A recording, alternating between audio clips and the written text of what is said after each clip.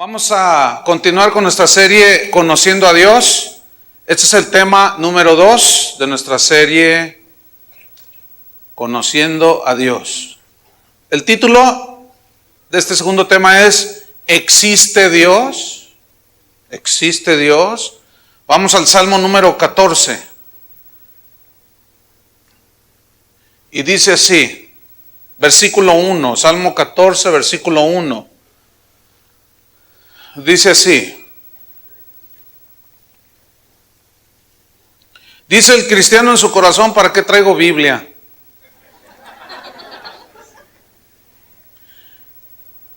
¿Ya? ¿Están listos? Ok. Dice el necio en su corazón: no hay Dios. Un necio es un insensato.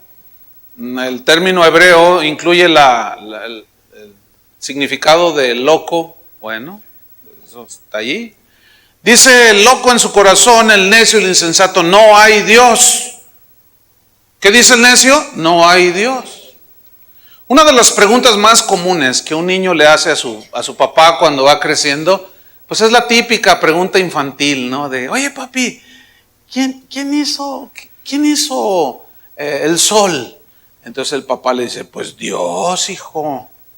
Una sabiduría del papá, ¿no? Dios, hijo. Pero qué interesante que el niño no pregunta cómo se hizo el sol, sino pregunta quién. Todos los niños preguntan quién, no dicen cómo se hizo el sol, dicen quién hizo al sol. Qué interesante, ¿no? ¿Quién hizo la luna, papá? ¿Quién hizo la tierra, los peces y los pajarillos, papá? ¿Quién los hizo? Entonces el papá le dice, pues Dios, hijo. Dios los hizo. Pero luego viene la infantil y típica pregunta de, ¿y a Dios quién lo hizo, papá? Y ahí ya se le acabó toda la sabiduría al papá. Ya no supo qué responderle. Entonces surge una pregunta aquí. ¿Existe Dios? Solo hay dos tipos de personas en cuanto a creer si Dios existe o no. Y estos dos es, por una parte, los que no creen y por otra los que creen. No hay más. Los que creen y los que no creen. En los años 60, un astronauta ruso salió en su nave rumbo al espacio y estuvo dándole vueltas a la órbita de la Tierra. Y cuando él regresó lo entrevistaron y entre otras cosas él dijo, por cierto, dijo, yo busqué a Dios porque dicen que Él vive en el cielo. Yo fui al cielo y le hablé, le pregunté por Él y pues, no, nunca se me presentó ni me dijo, hola, aquí estoy. Dice, pues, eso me supone y entiendo que Dios no existe. Pero un par de años después, Neil Armstrong, otro astronauta,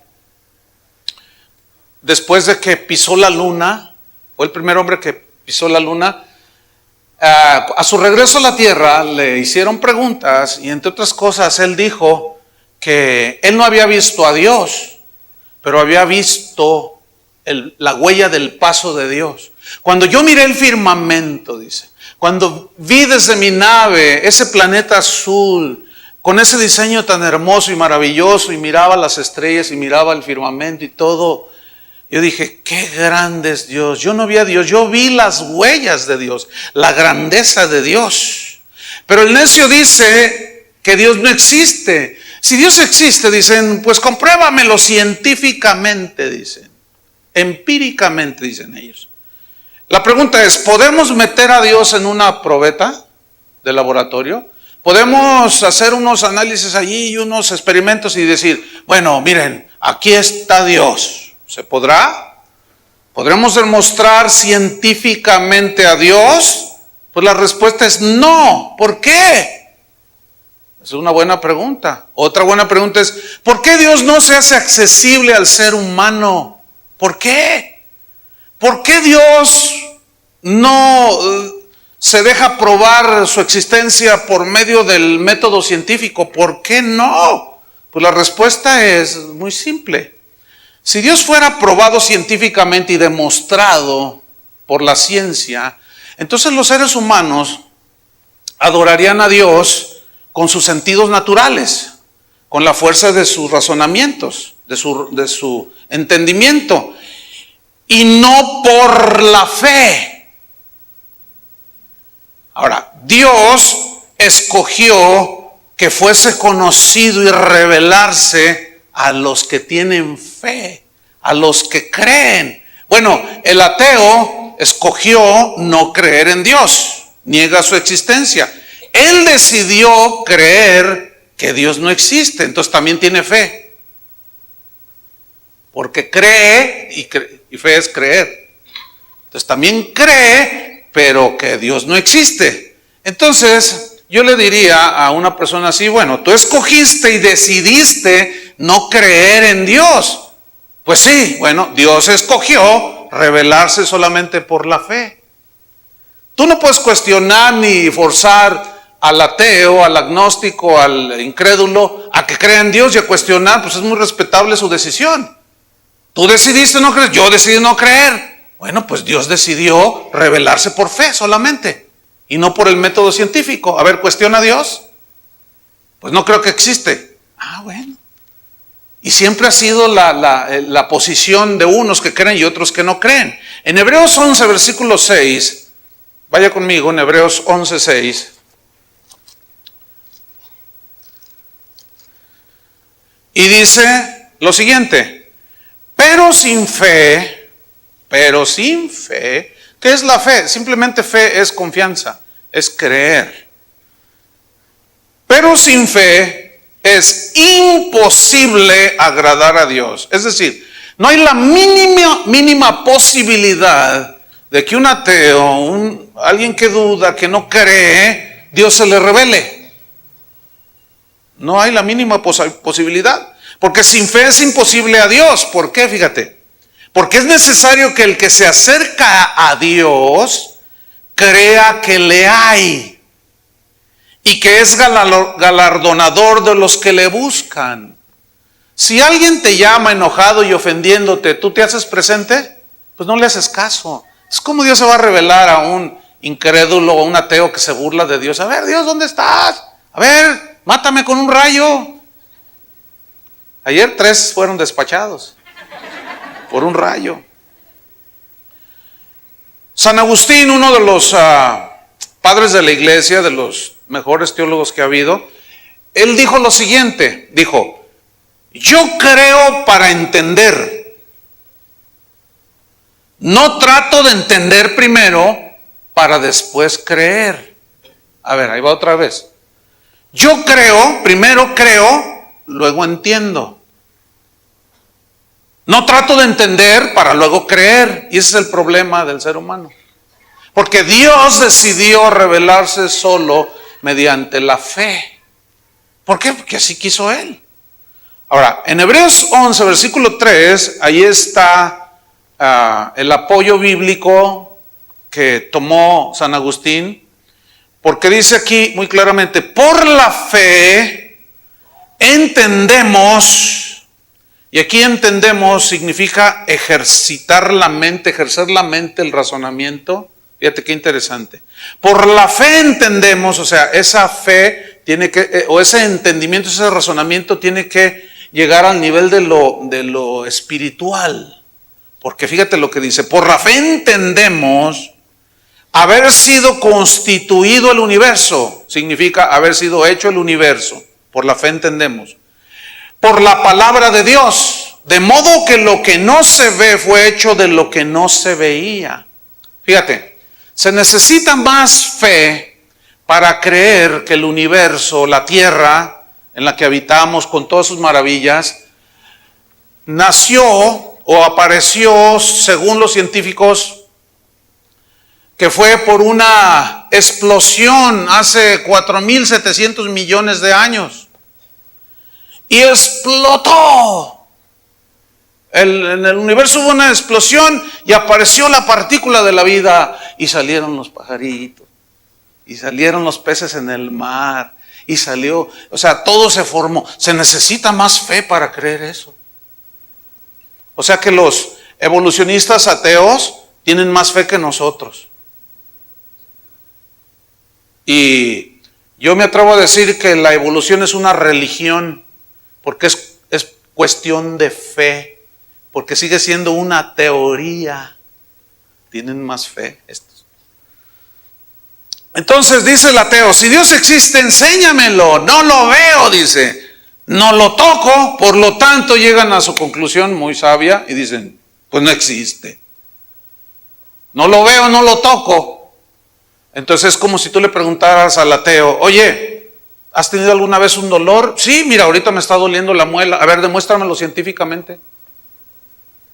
Tú dime científicamente, aquí está un dolor, enséñame un dolor. ¿Alguien me puede enseñar un dolor? Y dicen, mira, este es un dolor. Ay, ¿qué forma tiene, oye? Blas Pascal, un hombre del siglo XVII, que fue un matemático, filósofo, físico y teólogo, además, él era creyente. Este hombre era un erudito en muchas ciencias. No era cualquier hoja de estafiate, no era un ignorante. Hay mucha gente que piensa que el cristianismo es para los ignorantes. Pues, ¿qué ignorantes son? Porque basta escuchar y ver, sobre todo estudiar la biografía de muchos hombres de ciencia, de mucha gente, de mucha erudición en las artes, en la ciencia, en el conocimiento, y nos vamos a dar cuenta que muchos de ellos eran creyentes. Entonces, el tener fe no es del ignorante. Al contrario, como ya lo veremos. Bueno, Blas Pascal inventó, entre otras cositas ahí que se le ocurrieron, en su mente brillante que él tenía, inventó la primera calculadora mecánica, que fue la base para las computadoras de hoy, según los ingenieros de hoy. Y él inventó una caja, ¿sí?, que fue la primera calculadora para sumar, restar, pero les estoy hablando de hace 300, 400 años, o sea, hace ya bastante, y con esa mente brillante, bueno, pues este hombre puso las bases matemáticas para lo que se conoce como la ley de las probabilidades. Así se llama esta ley, que tiene origen en Blas Pascal. Y esta ley se utiliza en las estadísticas. Por ejemplo, cuando hay elecciones, esta ciencia se utiliza. Y es así como vemos que el día de la votación, dicen los expertos, bueno, según las encuestas de salida, el PG va perdiendo. Según las encuestas de salida, le lleva de ventaja 3 puntos, que equivalen a varios miles de votos. Entonces, ya cuando salen los resultados oficiales, algunos decimos, oye, pero ¿cómo le hacen? ¿Cómo le hacen? Es que es una ciencia. Es una ciencia, es todo un conocimiento muy interesante. Bueno, la ley de probabilidades, déjame darle otro ejemplo. ¿Qué probabilidades hay de que una persona muera en un accidente automovilístico y en un accidente aéreo? Bueno, según las estadísticas basadas en esta ley, dicen que una persona tiene muchísimas más probabilidades de morir en un accidente carretero o de automóvil que en un avión. Las estadísticas, los números son muy claros, son fríos, y ahí está. Entonces, para los que tienen miedo de subirse a un avión, usted tiene más probabilidades de morir en un accidente automovilístico que a que se caiga un avión. Fíjense, cuando se cae un avión, normalmente se mueren todos, ahí sí casi es de seguro, ¿no?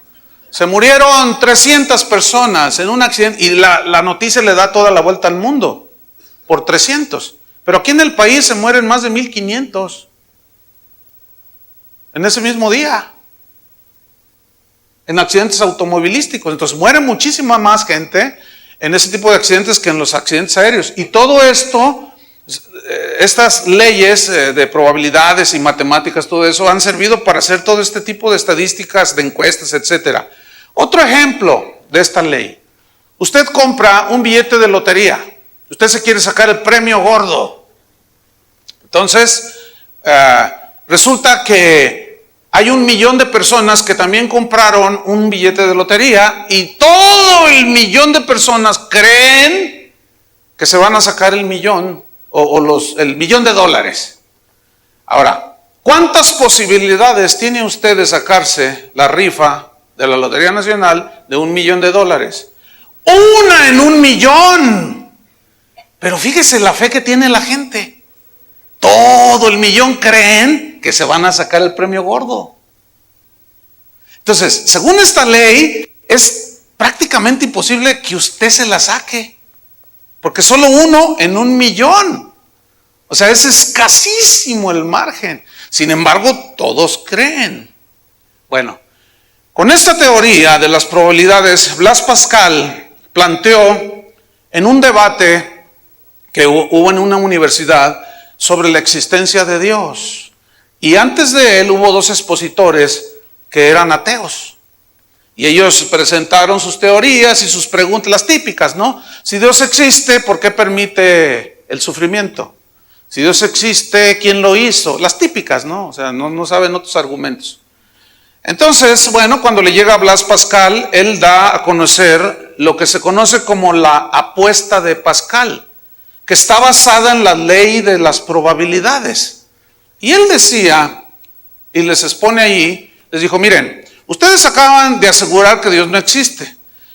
Yo les voy a asegurar que Dios existe, pero también les voy a comprobar, según la ley de probabilidades, que mi propuesta es mejor que la vuestra, les dijo.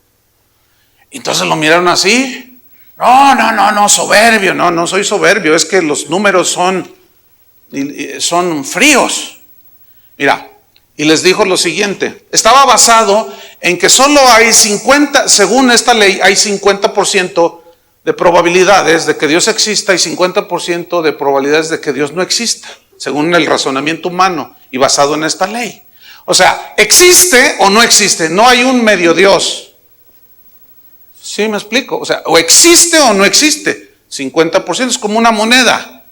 Usted dice, va a tirar un volado, decimos acá en México, solamente usted dice águila o sol, cara o sol, y lanza la moneda. No hay más, la moneda nunca cae por su lado así parada, ¿verdad que no? Dice, así es con la existencia de Dios. O hay Dios o no hay Dios. No hay más. Entonces, pues todos los estudiantes decían, no, pues sí, tienen razón Blaise Pascal. Bueno, entonces les dijo, escuchen, si tú crees en Dios, si tú puedes creer en Dios, si Dios existe, pues sales ganando. Dice, si tú puedes creer en Dios y si Dios no existe, pues no has ganado nada. Y luego añadió, tú puedes no creer en Dios. Si no existe Dios, pues no ganaste nada, todo quedó igual. Pero si tú no crees en Dios y sí existe, tú has perdido todo. Por lo tanto, es mejor creer que no creer.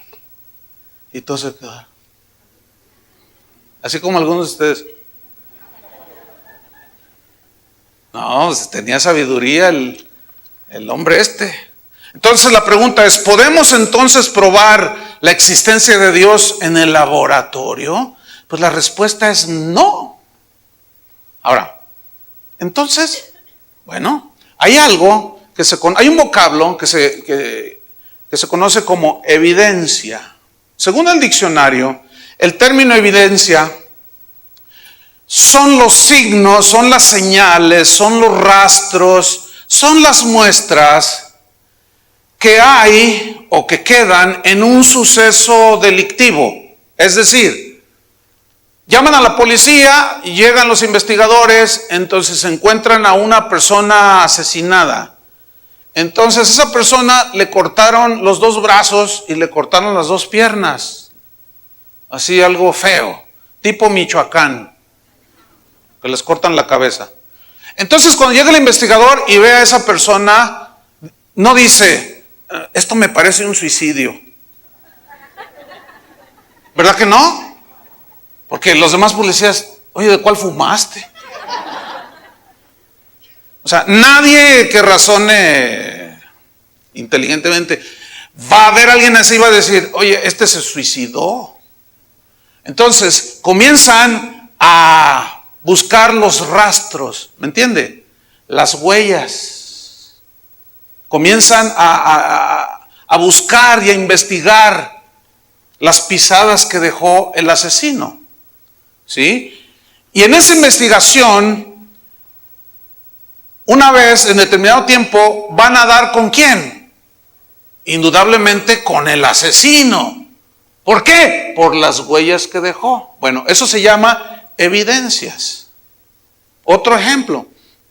Van unos arqueólogos ahí caminando por el cerro y de pronto ven una especie como de pirámide, ¿verdad? Mira, ¿estás viendo lo que yo estoy viendo? ¿Qué? Una pirámide.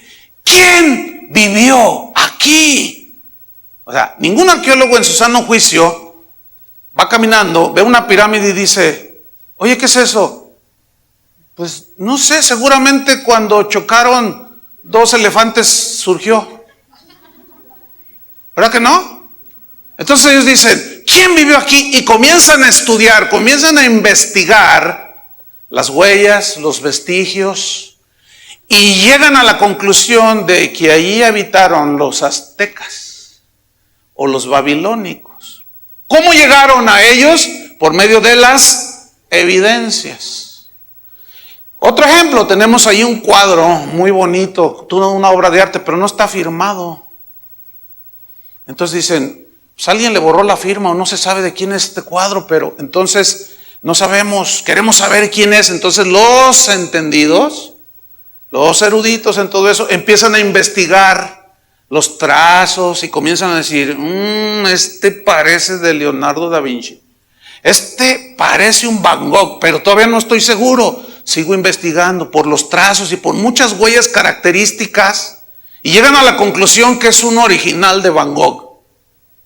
Pero nadie que ve un cuadro dice, oye, fíjate que quiero saber quién es el autor de este. No dice la persona, ay, pues se me hace que, es que fíjate que un día, ay, no, pues cómo saber, no, pues cómo que autor.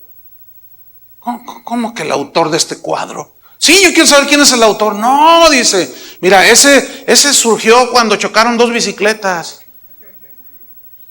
Es que hay una teoría científica que se conoce como la teoría del Big Bang, que significa la gran explosión, que dice que hace 4.700 millones de años, aproximadamente, allá en una lejana, recóndito lugar del universo,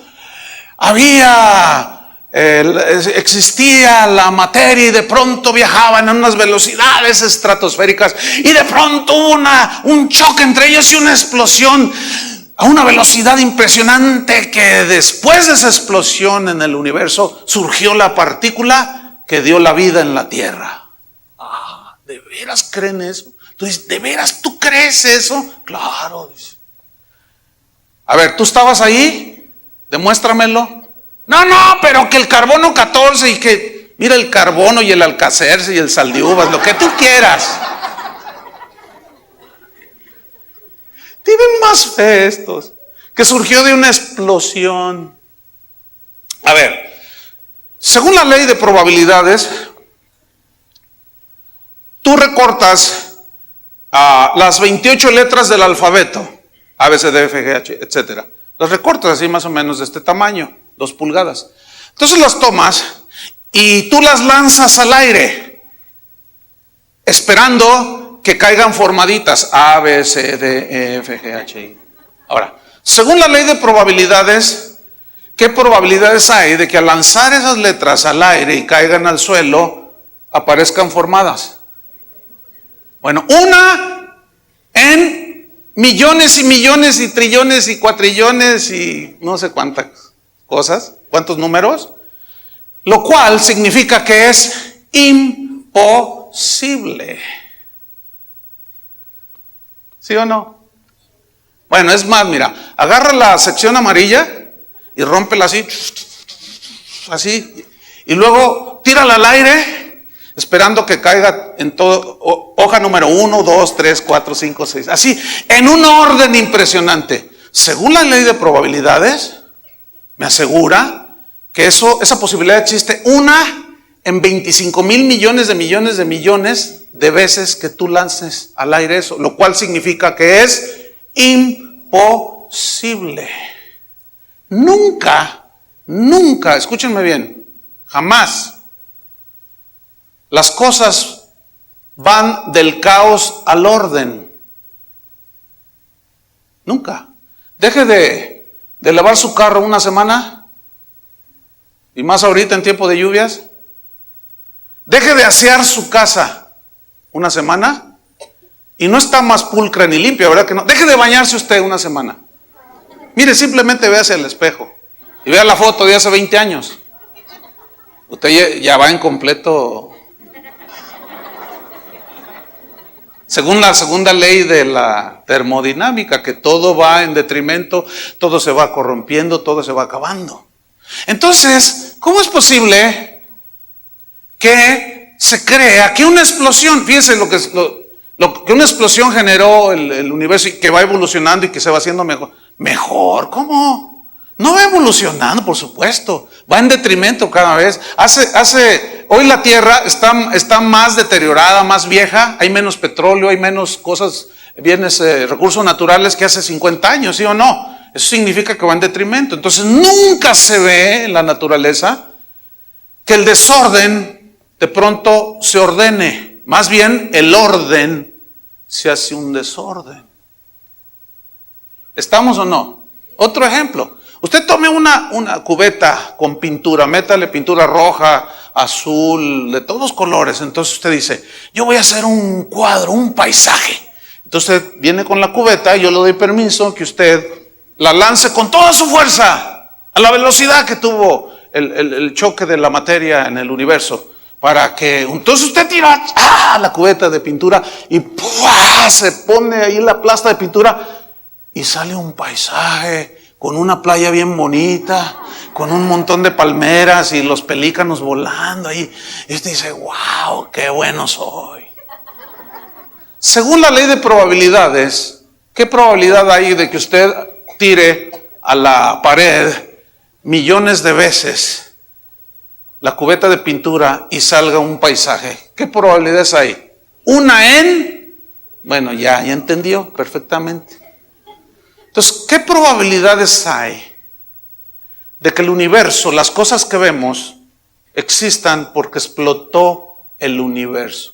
Del caos al orden. Siempre que chocan dos autos, no quedan del año. Imagínense que usted trae una carcacha de 1950 y usted dice, no voy a chocar contra un Mercedes-Benz porque el choque produce orden y produce algo mejor y la materia, entonces voy a traer un BMW 2015 para adelantarme.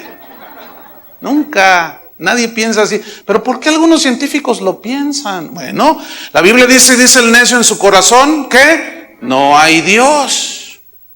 Entonces, fíjese, por otro lado, eso es lo que se llama evidencias. Las evidencias, fíjese, me quedé en el asunto de las evidencias. La Biblia no intenta probar que Dios existe. No, ese no es el propósito de la Biblia. Más bien la Biblia asegura sin lugar a dudas la existencia de Dios. Por ejemplo, en Génesis 1:1 dice, en el principio se me hace que Dios creó el cielo y la tierra. Me parece que Dios creó el cielo y la tierra. ¿Así dice la Biblia? En el principio Dios, siento que pudo haber hecho algo. ¿Así dice? No. Dice, en el principio creó Dios los cielos y la tierra. En el principio, ahí está, tiempo. Creó los cielos y la tierra, la materia. Ahora, esta palabra crear viene del hebreo vará, con B grande. Y vará significa crear de la nada. ¿Quién es el único capaz de crear de la nada? Dios. Nosotros decimos, ay, wow, el que hizo esta pintura es un gran diseñador, un gran creador. No, lo único que hizo fue ordenar y acomodar bellamente la materia. ¿Me expliqué? Eso es lo único. Porque la materia ya estaba. Ahora, ¿dónde se originó la materia? Pues en Dios. En el principio creó Dios los cielos y la tierra. Hizo de la nada, crear de la nada. Entonces, las evidencias, las señales, las huellas que hay en la creación nos llevan irremediablemente a Dios. Así como las huellas que dejó un asesino nuestros antepasados aztecas o un personaje histórico que al ser investigado, indudable e irremediablemente nos llevan al asesino, al pueblo que vivió en esa situación geográfica, o al personaje histórico. Entonces, cuando vemos la creación no es Dios, eso se llama panteísmo.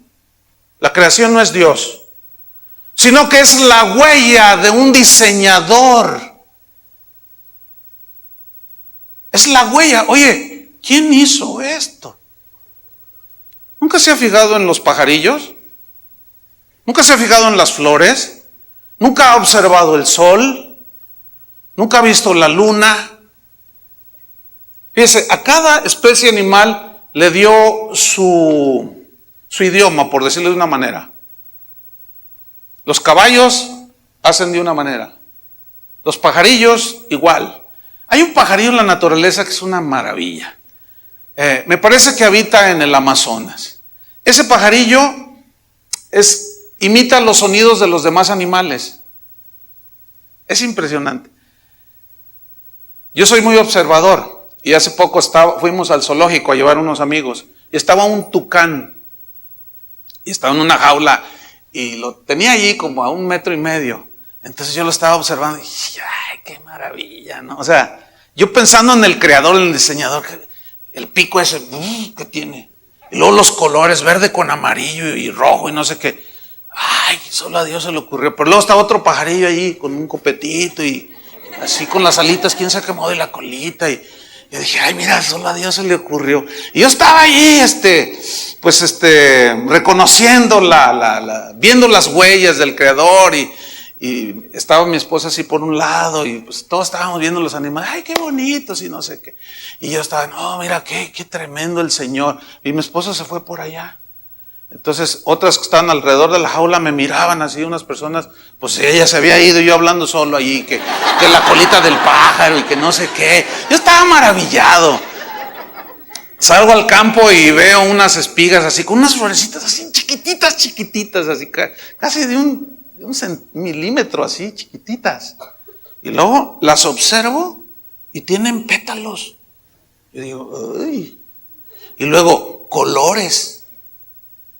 Unas espiguitas que salen, las florecitas amarillas, las espiguitas color violeta.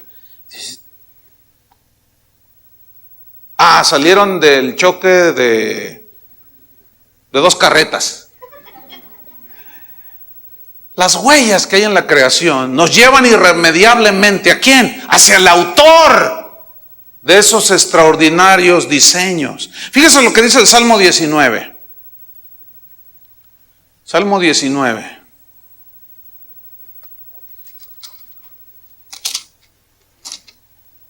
En el versículo número 1, dice, los cielos cuentan la gloria de Dios. Aquí cuentan significa proclaman en el hebreo. Evidencian significa. Hablan, los cielos es la evidencia de la gloria de Dios, o sea, de la majestuosidad de Dios, del poder de Dios.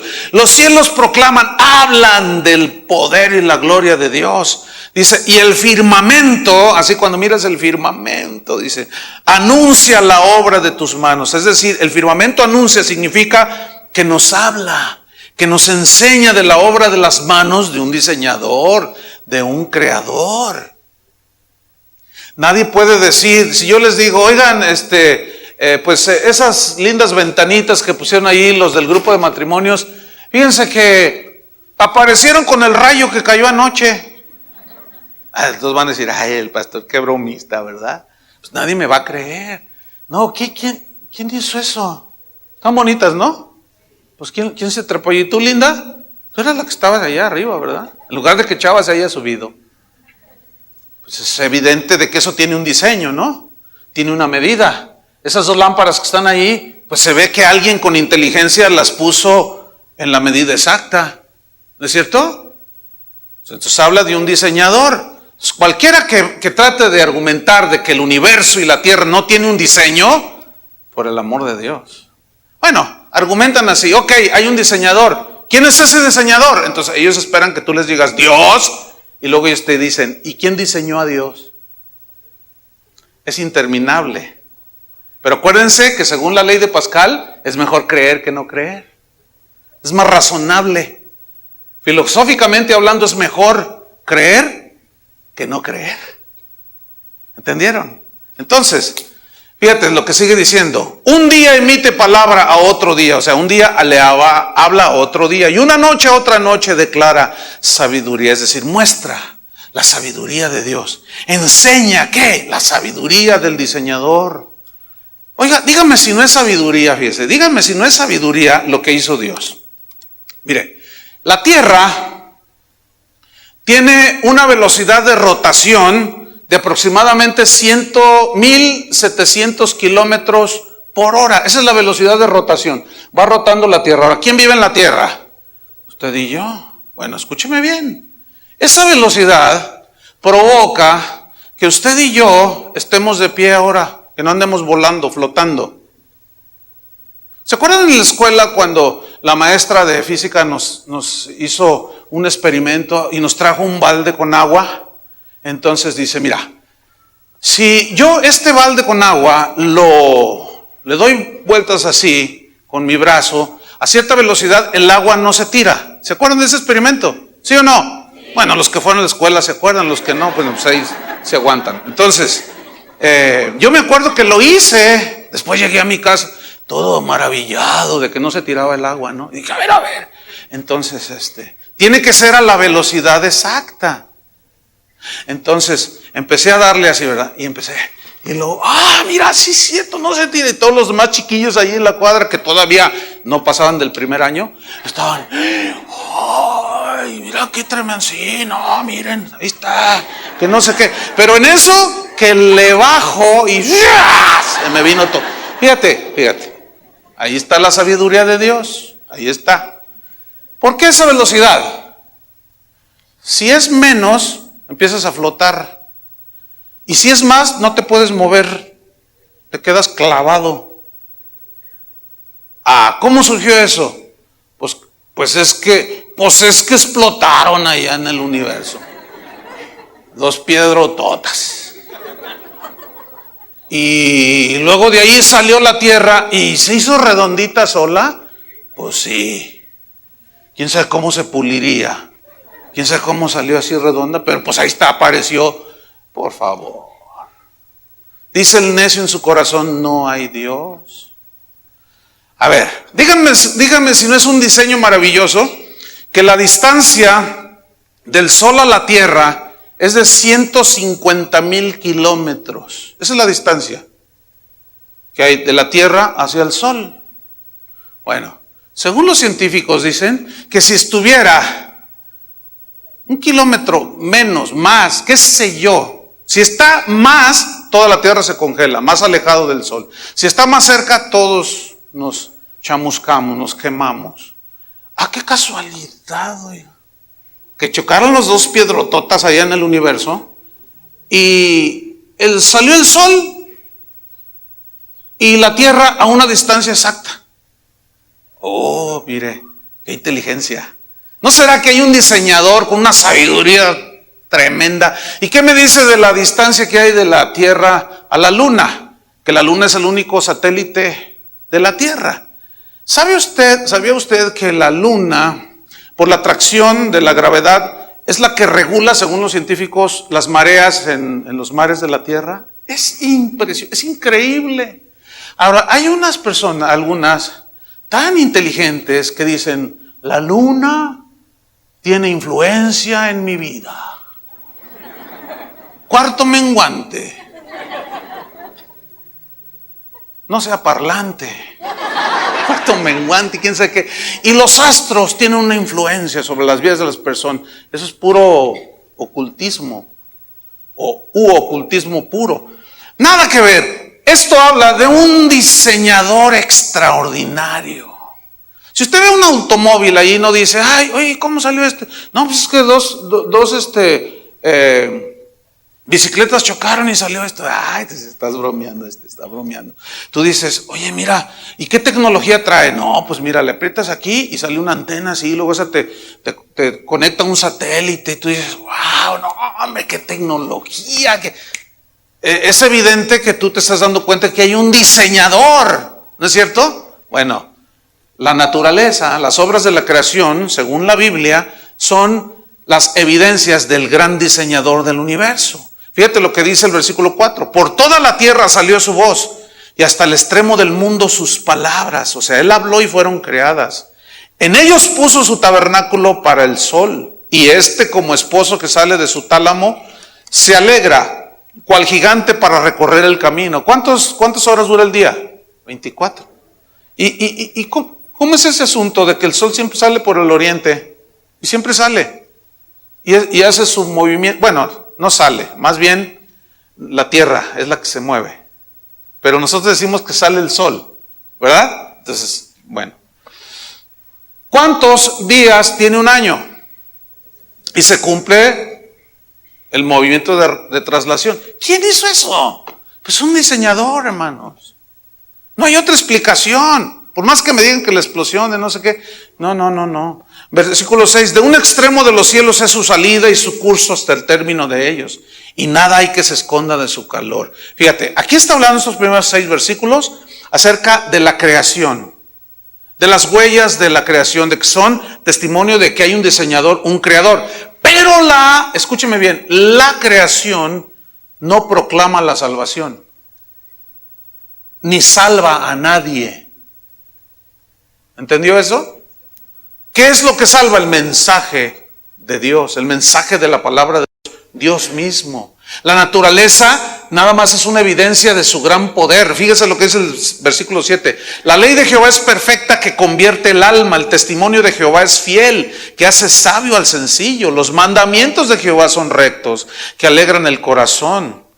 El precepto de Jehová es puro, que alumbra los ojos. El temor de Jehová es limpio, que permanece para siempre. Los juicios de Jehová son verdad, todos son puros. Fíjese el versículo 10. Deseables son más que el oro, y más que mucho oro afinado, y mucho más, y dulces más que miel, que la que destila del panal. Deseables son más que, ¿qué dice?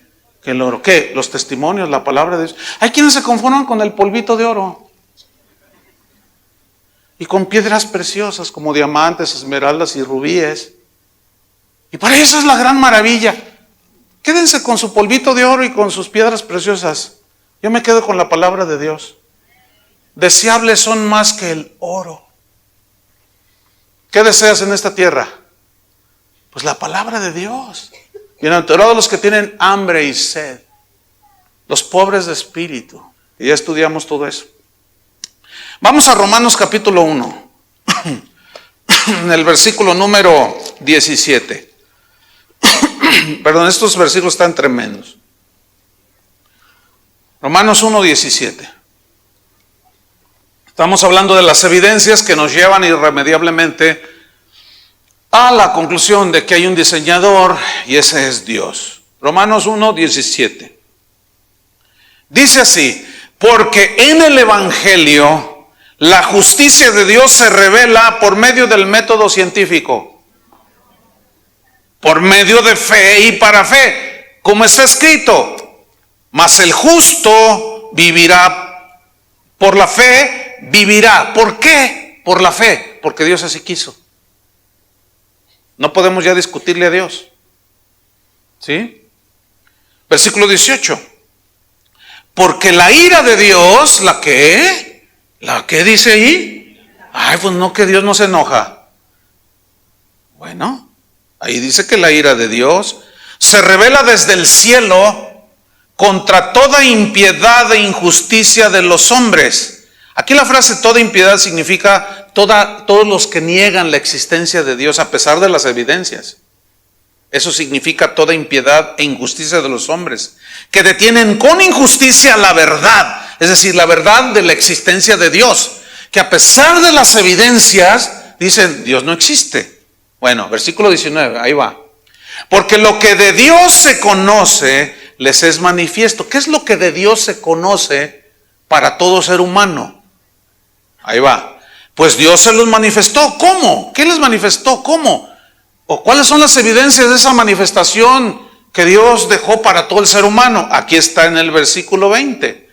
Porque las cosas invisibles de Él, Dios es espíritu, Él es invisible.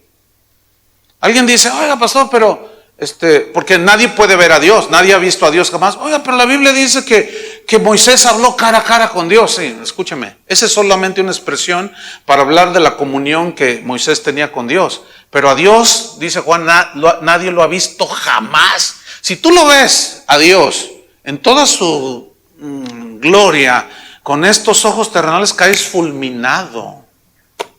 Nadie puede ver a Dios. Por eso Pablo dice, ahora somos transformados como en un espejo, la gloria del Señor. Y hay muchas cosas que no conocemos, pero cuando estemos con el Señor, cuando seamos transformados, dijo, entonces sabré cómo fui conocido por Dios y entenderé todas las cosas.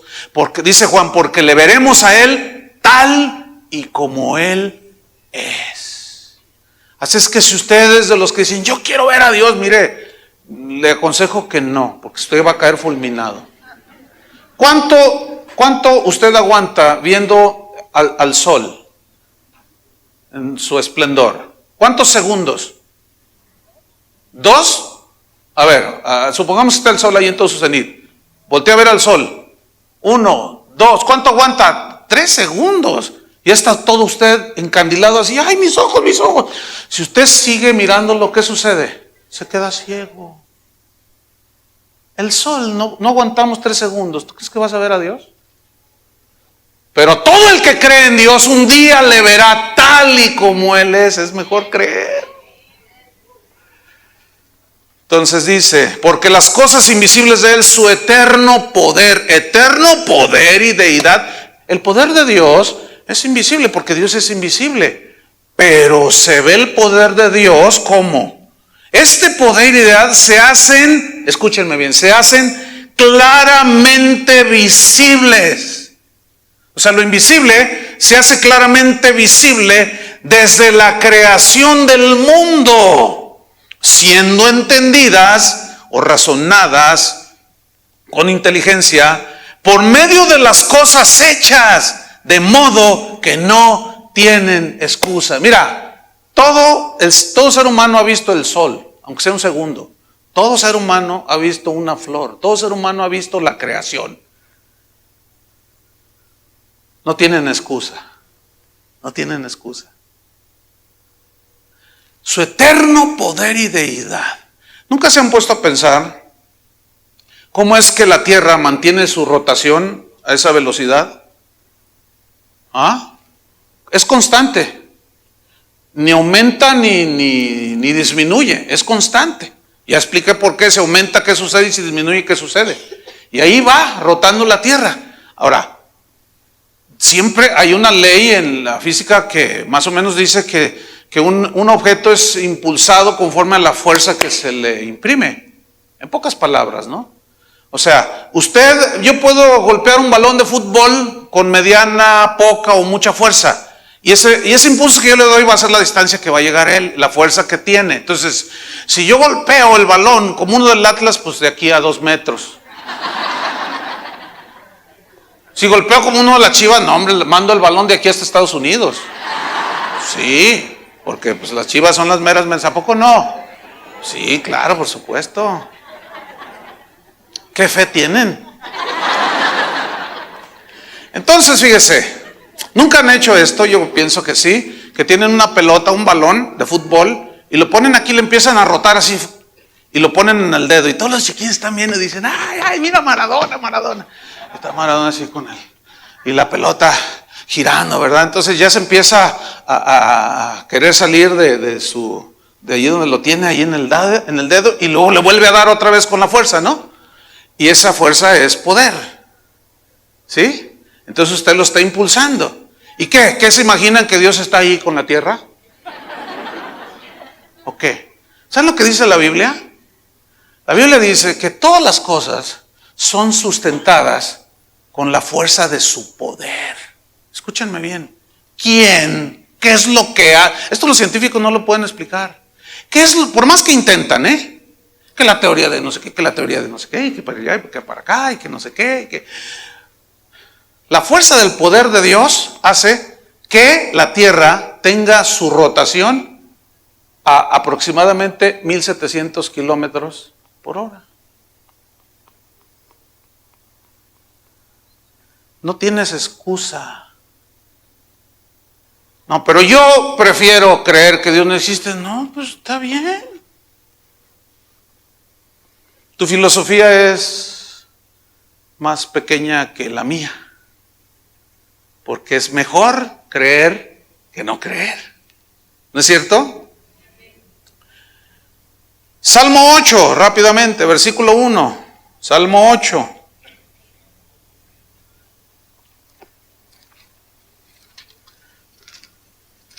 Dice así: oh Jehová, Señor nuestro. Y este es un canto, le pusieron ahí melodía. Dice: cuán glorioso es tu nombre en toda la tierra. Has puesto tu gloria sobre los cielos. Versículo 3. Cuando veo tus cielos, obra de tus dedos, la luna y las estrellas que tú formaste, digo, ¿qué es el hombre para que tengas de él memoria y el hijo del hombre para que lo visites? Miren, hermanos, la grandeza de Dios. Dice, Salomón decía, los cielos de los cielos no te pueden contener. Y esto lo dijo cuando iba a construirle un templo a Dios. Dijo, bueno, pues es un templito, pero pues los cielos de los cielos no te pueden contener. ¿Qué puedo hacer yo, Señor? Escúchame bien.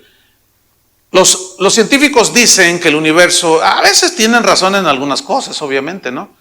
Que el universo es insondable, es decir, que no tiene fin. Han mandado, por medio de su ciencia y de sus conocimientos, han tratado de escudriñar el universo y dicen que no tiene fin, que al contrario se va extendiendo, no sé cuánta cosa. Bueno, esa grandeza del universo, en esa grandeza del universo está un planeta llamado Tierra, que en una escala, haciendo una escala, podemos poner aquí el Sol como una pelota de ping pong y la Tierra como, ¿qué será? Una semilla de mostaza. ¿Cómo se ve eso en una perspectiva así, en una escala? ¿Cómo se ve? ¿Cómo se vería en una maqueta? Así pues en el universo. ¿Cómo se ve la Tierra en la inmensidad del universo? ¿Cómo se ve la Tierra? Nada. Ahora, en esa Tierra vives tú. ¿Quién vive allí? Tú. Bueno, ¿y tú? ¿Tienes un cerebrito? Y con ese cerebrito, el hombre se atreve a decir, a ver, Dios, ¿dónde estás? No te veo, enséñamelo. Yo no creo. Uy.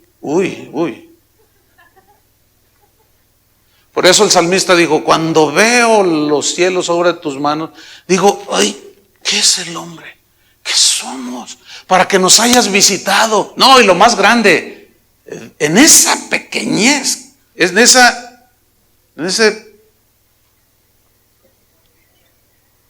¿qué digo? En ese polvo, allí quiere habitar Dios. Fíjate nomás. Dios quiere que lo conozcas. Ahora, nunca vamos a conocer a Dios aquí en la tierra en toda su dimensión, pero llegará un día en que sabremos todas las cosas, y lo conoceremos y lo veremos tal como Él es. Bueno, en esa grandeza de Dios, pues se le fundieron los fusibles aquí al salmista. Dijo, no, pues es que no, ¿qué somos? Y con esa pequeñez el hombre se atreve a desafiar a Dios. Ahora sí que se ponen con Sansón a las patadas, como dicen por allí. Hubo un hombre del siglo pasado, un astrónomo científico muy famoso, muy renombrado, muy premiado, pero él era ateo, se llamó Carl Sagan. Este hombre dijo lo siguiente, si el universo existe por causa de Dios, pues está bien, dice, pero ¿quién hizo a Dios? O sea, la típica pregunta infantil. ¿Quién hizo a Dios? ¿Cuál es la causa de que Dios exista? Entonces, si Dios existe, tiene que haber una causa, decía.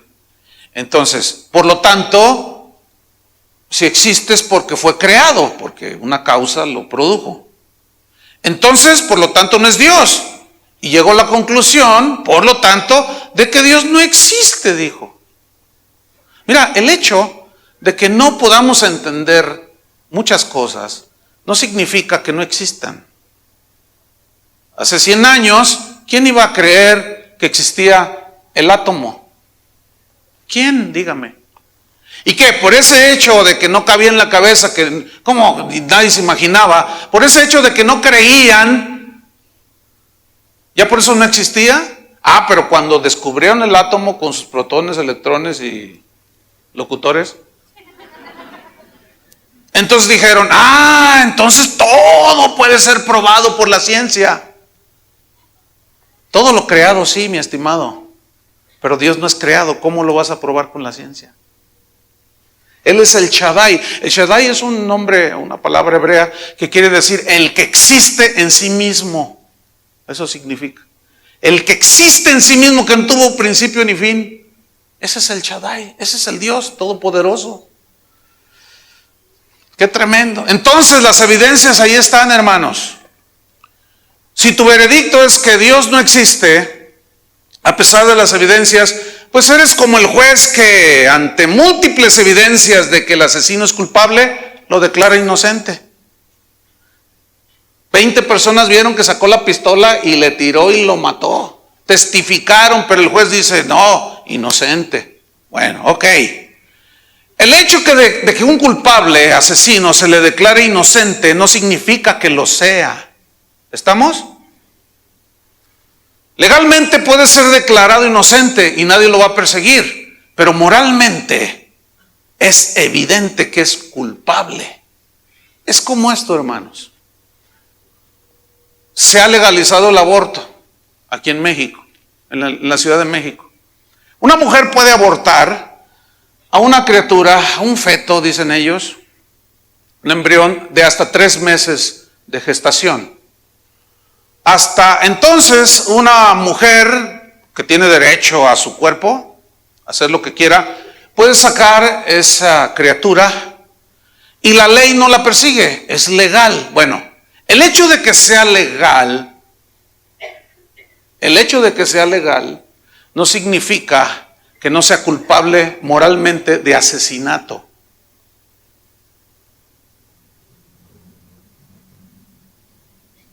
¿Estamos o no? El hecho de que se legalice el matrimonio de homosexuales no significa que moralmente sea correcto. Y aquí entramos en un terreno, yo entiendo, especulativo. ¿Y qué es moral? Lo que para ti es bueno, para mí no. Y otra vez. Entonces nada más hay bueno y malo, pero hay quienes a lo malo le llaman bueno y a lo bueno le llaman malo. Y el Señor dice que sepamos distinguir entre lo bueno y lo malo. Entonces, aunque esté legalizado, no evade la responsabilidad que tiene delante de Dios. Pero Dios no existe, y si existiera, te va a condenar. Miren, déjenme ponerles otro ejemplo. Supongamos que tengo aquí una semillita de trigo. Entonces yo saco la semilla de trigo. Entonces les digo, acerquen la cámara. Entonces les digo, ¿qué tengo aquí? Entonces ustedes me responden, ¿qué tengo aquí? ¿Qué me responderían? Una semilla de trigo. Fíjese qué visión tan corta tiene. A ver, otra vez. Yo saco una semilla de trigo y digo, ¿qué tengo aquí en mi mano? ¿Y usted qué dice? Una semilla de trigo. ¿Qué pensamiento tan limitado? ¿Por qué? Porque si yo le dijera, este no es una semilla de trigo, este es un campo de trigo que puede alimentar a miles de personas, ¿estaré mintiendo? No. El asunto es que usted nada más vio la semillita de trigo con una mentalidad muy limitada. No vio más allá. Entonces, esa semilla de trigo yo la tiro al piso y la aplasto con mis Canadá. Ya ni existe, ¿verdad? Con mis zapatos Canadá, marca Canadá. Entonces la aplasto. ¿Qué aplasté yo?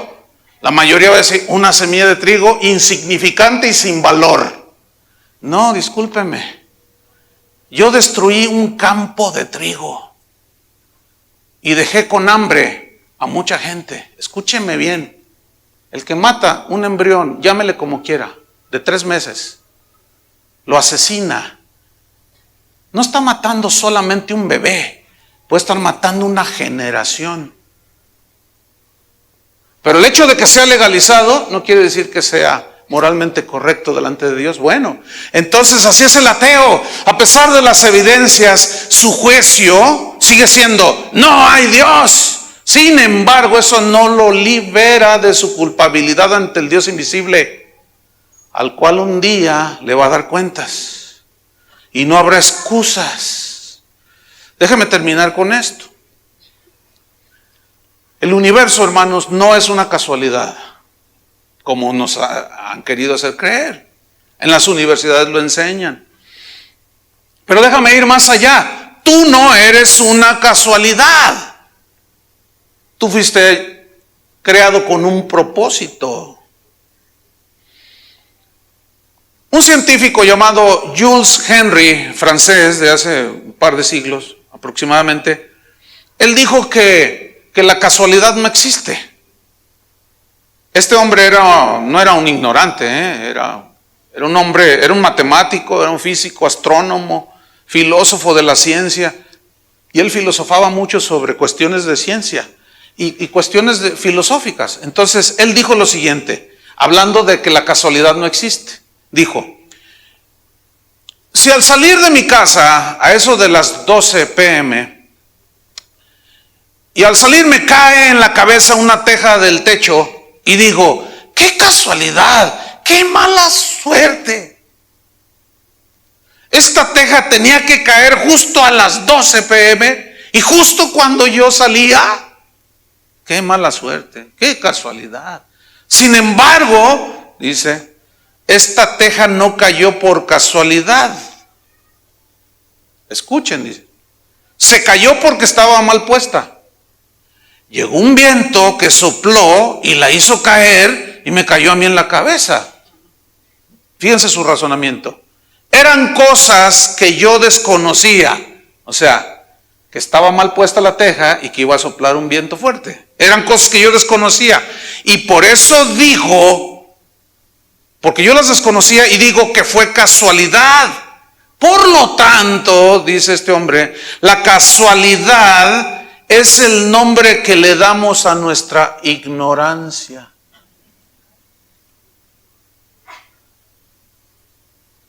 Como que le pensaba ¿verdad? Choqué, ¡ay, qué mala suerte! ¿Ustedes creen que para nosotros los creyentes existe la mala suerte? ¿Existe la casualidad? ¿Existe la buena suerte? No. Jesús dijo: todos los cabellos de tu cabeza están contados. A tierra no cae un pajarillo sin vuestro Padre. ¿No es cierto que dijo eso? ¿No es cierto que la Biblia dice que a los que aman a Dios todas las cosas les ayudan para bien? ¿Eso de qué habla? De un dominio, de un control extraordinario sobre las vidas de los hijos de Dios. No hay casualidades en Dios, hermanos. No hay errores en Dios. Si Él permite, Él sabe por qué. El problema es que no conocemos a Dios. No sabemos por qué pasan las cosas, no sabemos por qué Dios permitió esto, no entendemos. ¿Por qué? Porque no conocemos a Dios. Y a Dios se le cree lo que dice en su palabra, porque Él designó y quiso revelársenos a nosotros por la fe, a través de Jesucristo. El que me ha visto a mí, ha visto al Padre. Quiero terminar con las palabras del apóstol Pablo, que yo las quiero hacer mías en esta tarde, porque en Romanos capítulo 11, porque en realidad son textos extraordinarios. Romanos 11, versículo 33. Cuando él habla, aquí está hablando de la soberanía de Dios, ese es el contexto, de la grandeza de Dios. Y fíjense lo que dice en Romanos 11:33, dice: oh profundidad, profundidad. Como les dije hace un momento, los científicos han echado ondas en el universo tratando de que regresen al rebotar en algo y no regresan.